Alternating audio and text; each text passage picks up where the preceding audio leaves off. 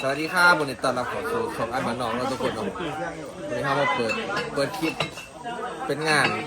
คอมพิวเตอร์ถือว่างานแบบโดนงานมวนงานเดือดเรื่องเนาะทุกคนเป็นงานโศกงานเสาร์นั่นแหละ สาวเป็นน้องเหรอ แต่ตอนนี้ไม่ต่อกันไอ้ท่านใจเลยก็ท่านใจกันคือว่าทุกคนเนาะบางอย่างมันก็ต้องใช้เวลาทำใจในเรื่องๆกันมู่กลับไปเลยก็สิเงียบเงาเนี่ยมันจะหมดเย็บเส้น 3 คนนี่เป็นยังไง ก็เป็นสิ่งเหมือนขาดยังสักอย่างหนึ่งคือ ครับสบายดี แต่จะ มาแฮมดีพี่น้องมาก ตั้งใจติดต่อพอ สวดอภิธรรมคนไทยเนาะ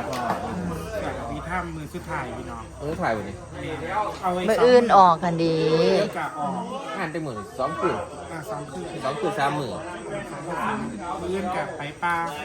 ตอนเที่ยง อ๋อสด เขาเอื่นเลยที่หวังเขาเรียกว่า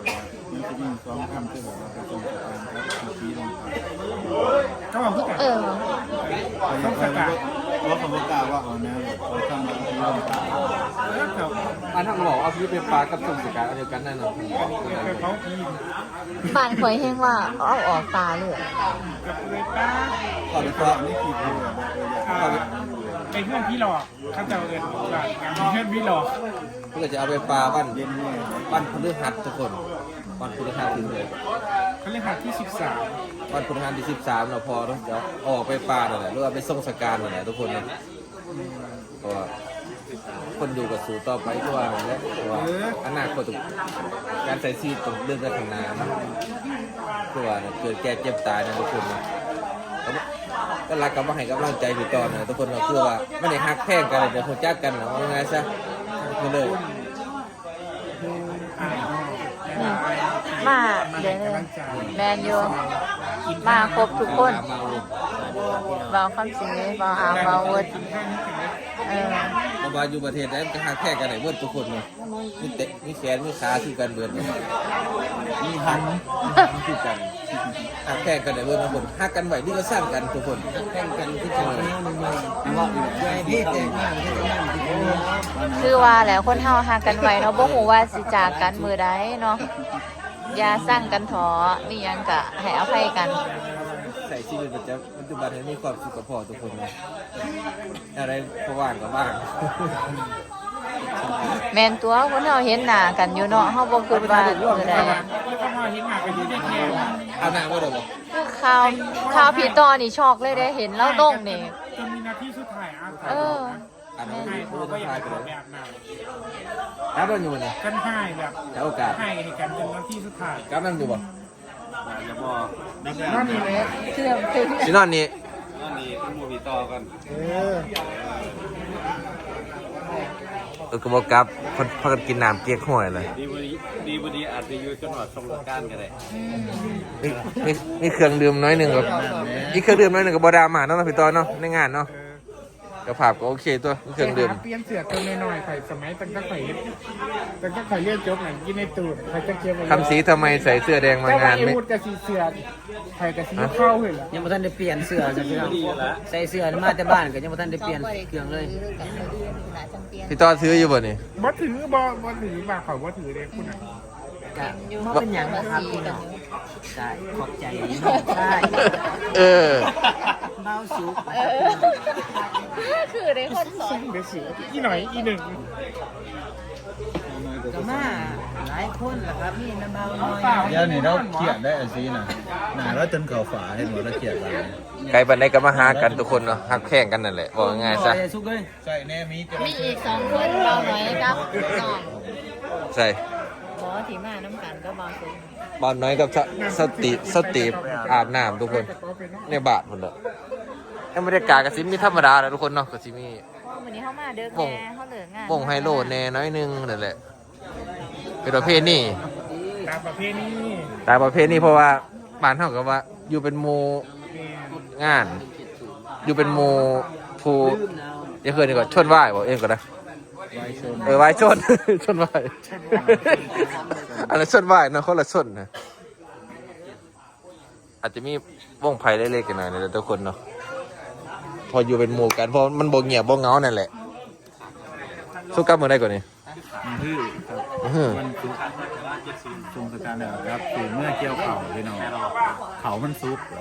เอารถบอกว่าซื้อรถเกี่ยวไปอะไรไทยไปเลย เงินแล้วมันแพง เออหา FC รวมหุ้น ลักล้านบาทคุณ หา FC รวมหุ้นที่ไหนจะ10หุ้นนี่ หาเอฟซีใช้เนาะมาหุ่นเนี่ย ใครสิรวมหุ้นเนาะลงทุนให้แล้วก็จังแบ่งเงินให้เพื่อนเด้อเนาะ เออ แบ่งจังเปอร์เซ็นต์เนาะไปสองเมื่อได้ป่ะเนี่ย ว่าเซลไฟเขาหน้าอายุ อันนี้ไม่ไฟตัวนี้เหรอโอ้หน้าไอ้ดอนป่ะหน้าไอ้ดอนนี่ไม่ไฟป่ะเนี่ย ยังไฟมันแพงมายูนี่เอาไฟเขาไม่จักบาท สองเมื่อน่ะ เจอกัน เมื่อแล้วดึกแล้ว เราจะว่ากันไปไม่วุฒิสวัสดีครับจะว่ากันมืออื่น แจ้งเงินมาจังโมง หลังเที่ยงคุณ จะมาเพื่อใจหนึ่งก็จะมาพร้อมไม่วุฒิก็ อย่าลืมของฝากนะ คำสียังไม่เลิกกินน้ำใบยานางอยู่เหรอ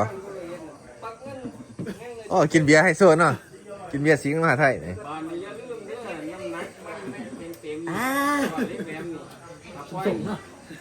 คำสีฝ่าวมาเด้อทุกคนเนาะใส่เสื้อแดงมันเก็บของฝ่าวก็เลยใส่เสื้อพิษมาไปทุกคนไปสุก เจ้าหน้าที่ เจอกันมืออื่นเดินทางปลอดภัยค่อยๆครับ ไปเด้ไปใต้ทูบนะฮะ ได้ก็ได้อีกก็ได้ ไป เอาไปถ่ายเลยเอาไปใต้ทูบมันตีก็ได้ ถ่ายคลิปดูนะ สุกๆไปทำกัน เขาอยู่ คุณนาไปเขาทางนั้นนะ แล้วไปจุดถึงเราถึงจะเหมือนว่า เขาไปจุดทูบบอกคนก่อนให้มักเตือพ่อเพิ่นให้โชคให้ลาบก็มีนะ สวัสดีครับบ่าวหน่อยสวัสดีครับ ไปบ้านน้อยไป ไปจุดถูก ย่างก่อนติล่ะไปถ่ายคลิปอยู่นี่ นี่แหละบรรยากาศห่อเสี่ยวทุกคนกับมันอาจจะบริคือเกินเรื่องมากมายแล้วเข้ามาแบบงานข้าวดำรอบนี้เนาะอาจจะบริมวนเต็มทีก็ได้หรอกแต่เป็นงานที่เป็นเงียบๆเงาๆหน่อยนึงทุกคน คำซีก็เดินทางมากับจำท่านได้เปลี่ยนเสือขอตัวขออภัยเด้อพี่น้องเครื่องอยู่กระเป๋าผมมันเอาออกยาก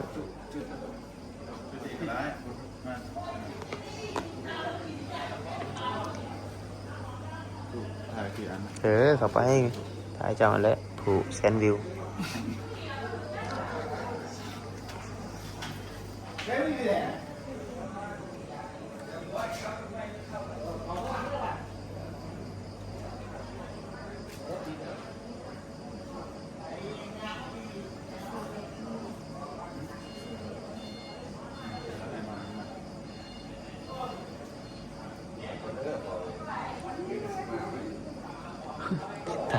จุดทูบบอกเมื่อป่ะเมื่อก่อนเด้อพอเอ่ยป่ะ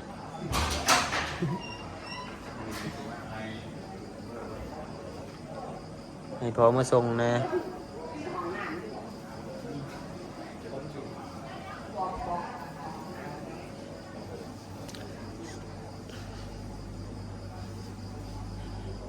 เชียงเนี่ย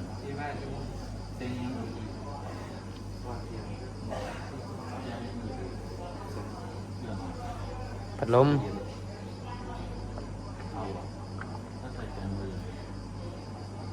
เย็นหีบเย็นไหม คือเกิดอายุโบราณเขาเลย บางเขาฉีดยา สียาง นี่ แล้วคนก็สีก็ไปลมเย็นแล้ว บ่เคยได้ยินบ่เคยเห็นแต่เถื่ออยู่เรา ยี่ลมเย็นเพ่งกันหมด พี่ปูพงศิษฐ์ ก็ใส่ร่องเย็นเนาะ ฮักกะฮู้เดี๋ยวนี้ว่าอยู่ไทยเพิ่นใส่โรงเย็นเนาะอยู่ลาวบ่เคยเห็นนะ เป็นสมัยเก่า หึ สมัยเก่ามาสมัยใหม่ก็จะใส่เป็นลมเย็นแล้ว อยู่ลาวเขาจะฉีดฮอกโมนหรือฮอกโมนบ่เคยไป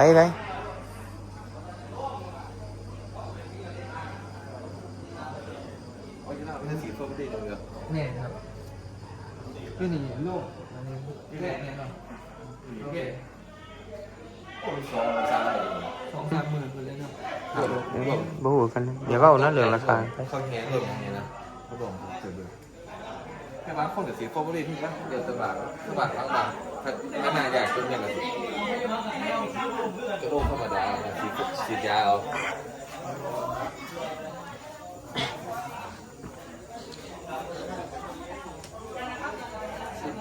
แล้วก็19เดี๋ยวจะวางกันไหมนะเบิร์ด ไปคอยเมื่อ คอย น่าจะไปจีนอยู่มั้ยฮะ หลอกในซีเอ้ย เขาลืมกระเป๋าแม่อ่านเรื่องกระเป๋าให้แน่ด้วยจักหน่อย ปากก่อนเป่าเฉย ดึง มันหันอยู่ฝั่ง อืม ดูเถอะอย่างเดียว ไม่เป็นมันต้องถอน ให้เขา ฝั่งนี้ เขาปั๊มก็ได้ ฝั่งเข้าเมืองแหละมีเซเว่น ขึ้นเดี๋ยวนี้ทำไมมันมีห้องน้ำอ่ะ เซเว่นยุคกลางตอน ลูกชี้มาลูกเห็นมันมี เพิ่งเปิดเพราะว่า สิเวมันให้โซ่อยู่นี่ปะจะว่ากัน ป้าพี่ก้องกันนะคะ บ๊ายบายค่อยเจอกันใหม่ ครับรถ ใจได้หลายได้อมากมาให้กำลังใจเนาะ เรื่องอย่างนั้นน้องมันก็สิเดนอน เจ็บแก่เจ็บใจก็เป็นเรื่องธรรมดาเลยพี่น้องคงจะตั้งใจใดเติบนึงเลยล่ะจะขอบคุณไอ้น้องหลายๆเนาะขอบคุณป่าลุงขอบคุณทุกๆคนเนาะที่มากินท่านน้ำนะครับผู้ที่ได้มาผู้ที่บ่ได้มาเนาะกับขอบคุณหลายๆนะครับ FC เพิ่นกับซอยกับมี่บ่ หลาย สวยงาม เอฟซีแหละครับเพื่อนเดียวนี่ ที่เดียวแล้วห้องกับพอดี กับ คือว่าห้อง ขอบใจเป็นหลายๆแหละครับ อยู่ป้า เป็นงานมันเป็นงานที่ห้องบ่อยากทำให้เกิดคือว่า เด้อบ๊ายบาย ครับรถเด้อพี่ โอเคพอกันพอกัน สวัสดีครับสวัสดีครับ โอเคไปเลื่อนกลับมากันทั้งวากัน นายมู่บ่ เออ เพื่อน มาทุกคนเท่าใดเวลาแล้วถ้ายืนบอกกันอยู่เนอกวังหันเลยมืออื่นนี่ล่อเบิงเบาอันน่ะสิได้มามือเผาพอแล้วอยู่ดอกเนาะ มื้ออื่นน่าจะได้มานะทุกคนสวรรค์น่าจะบ่ได้มานะบ่ฮู้ว่าสิเอารถเจ้าของมาบ่หรือว่าม านำไอวุฒ มานำบ่าวอามหรือว่าอีบุตรบ่เนาะ อืม เราเบิ่งอีกที่หนึงนะทุกคนเนาะแต่ว่าสวรรค์ปืนเพิ่นบ่ได้มาก็เลยพาเพิ่นมามื้อนี้นั่นแหละ แมนย่านบ่ได้มา เพราะว่า แล้วก็เลยมาเนี่ยเนี่ย ได้พามาซอยงานเพิ่นน้อยหนึงเนาะไอ้เด็กน้อยตามกำลังเฮานั่นแหละทุกคนเนาะมีหน่อยให้หน่อยมีหลายให้หลายนั่นคือว่านั่นแหละตามกำลังเนาะเพราะ แม่น ว่าเห็นหน้ากันซื่อกับมีแห้งเลยแหละเนาะคือตัวก็เราก็สิดีใจแล้วถ้าหมู่มาหาเนาะหมู่ฟังเรา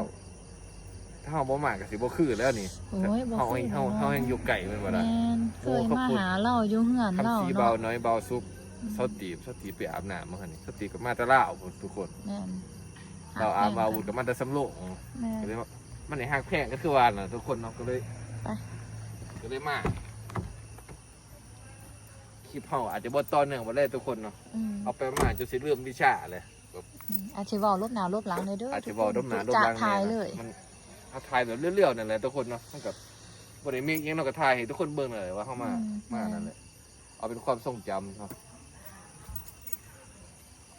รถกระจอดบูปลาเอาทุกคน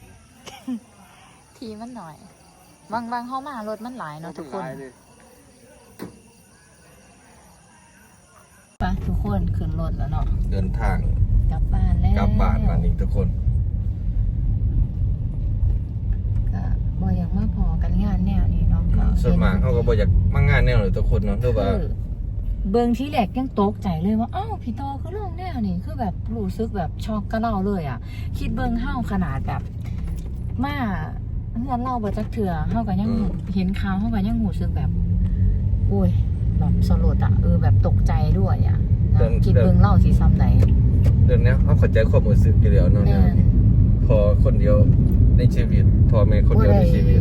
วางแผนบ่ได้ว่าเจ็บป่วยอีหยังเลยประเด็นนะความหมายเราก็แบบ บ่ได้ บ่ได้ตั้งรักบ่ได้ทำใจไว้ก่อนเนาะ เรารักกับบ่ได้สร้างล่าหยังกันคือว่านั่นแหละมันก็บ่ได้ เชียร์พัน แบบเฉียบพลันเนาะคือว่านั่นแหละ แม่ แล้วก็ขอแสดงความผิดเสียใจกับผิดต่อกับครอบครัวบ่ทุกคนนั่นแหละเนาะ แม่เนาะโอ้ยเนาะ เฮาก็ถ้าอยากซอยงานหรือว่าจังไดก็ ทางติดต่อได้เลย มื้ออื่นผมสิมาอยู่เนาะช่วงประมาณถ้าบ่มีเฟซติดต่อหรือว่าจังไดก็มื้ออื่นผมสิมาเนาะ แต่ว่า ก็ได้ก็ ผ่านผมก็ได้แต่ว่าผมก็บ่อยากผ่านหรอกแต่ว่าผ่านไปต่อโดยตรงเลยก็ได้เนาะผมก็บ่อยาก บอซอยทั้งเราเลยก็ได้พอพี่ต่อแล้วก็ลงอยู่แล้วเนาะทุกคนก็น่าจะหูจักกันอยู่เลย FC เฮาก็เป็นคนแบบที่หู น่า จัก จะ กันอยู่ น่าจะ แล้ว กลุ่ม นะ เดียวกันนั่นแหละ แม่ น่าจะกลุ่มเดียวกันนะเนาะแบบที่เบิ่งคลิปผมก็บ่อยากได้จากไอ้ซอยเราโดยตรงมันสิง่ายเนาะผมก็บ่อยากจับเงินมาผ่านผมหรอก เพราะเพื่อมืออื่นเฮามาบ่มาแต่ว่ามันก็บ่ยากหรอกมันก็เป็นเทคโนโลยีในการโอนเงินซอยงานกันง่ายๆอยู่แล้ว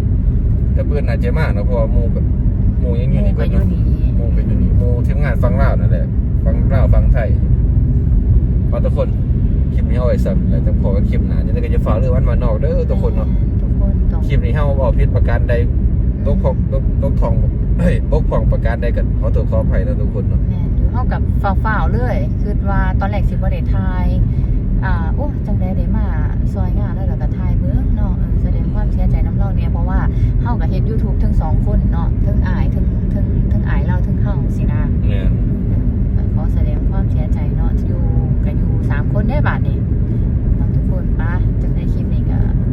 ฝากไว้เพียงสำนีกันอย่าลืมว่าเด้อทุกคนนะลงแนวบ่ลงแนวเนาะบอกผิดบอกถูกแล้วเรียงลำดับบ่ค่อยจะได้แล้วตอนนี้ โอเคเนาะสำหรับคลิปนี้ก็ขอบคุณทุกคนเด้อบ๊ายบาย บ๊ายบายครับทุกคน